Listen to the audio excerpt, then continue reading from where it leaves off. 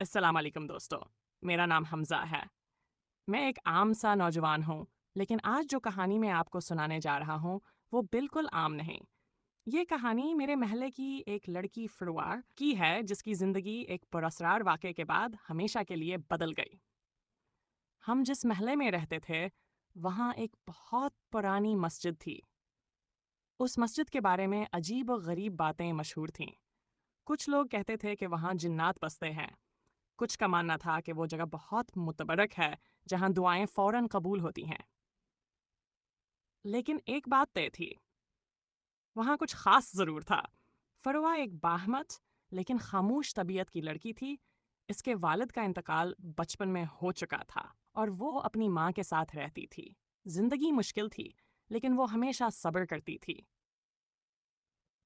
تب تک سب کچھ معمول کے مطابق تھا، جب تک اس کی ماں شدید بیمار نہیں ہو گئی۔ ڈاکٹروں نے علاج سے مایوسی کا اظہار کر دیا۔ ہم سب پریشان تھے، لیکن فروہ نے ہار نہیں مانی۔ ایک رات اس نے مسجد کے امام صاحب سے ملاقات کی اور ان سے دعا کی درخواست کی۔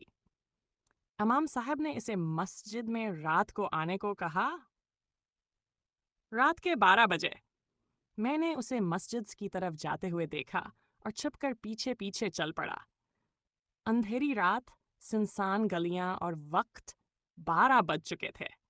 جیسے ہی وہ مسجد کے اندر داخل ہوئی، ایک ٹھنڈی سی ہوا کا جھونکا مجھے بھی محسوس ہوا۔ میں وہیں دروازے کے قریب رک گیا۔ مسجد کے اندر کا منظر ناقابل یقین تھا۔ امام صاحب نے ایک مخصوص جگہ پر کھڑے ہو کر کچھ پڑھنا شروع کیا۔ ماحول یکدم سنجیدہ اور بوجھل ہو گیا۔ دیواروں پر سائے لہرانے لگے اور میری آنکھوں کے سامنے ایک عجیب سا سایہ نمودار ہوا۔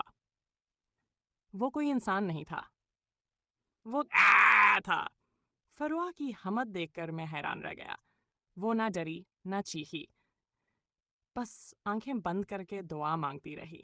امام صاحب نے اس سائے سے کچھ باتیں کہیں جن کی زبان مجھے سمجھ نہ آئی، لیکن پھر اچانک کو ہسائے غائب ہو گیا۔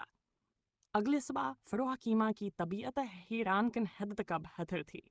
چند ہی دنوں وہ مکمل صحت یاب ہو گئیں۔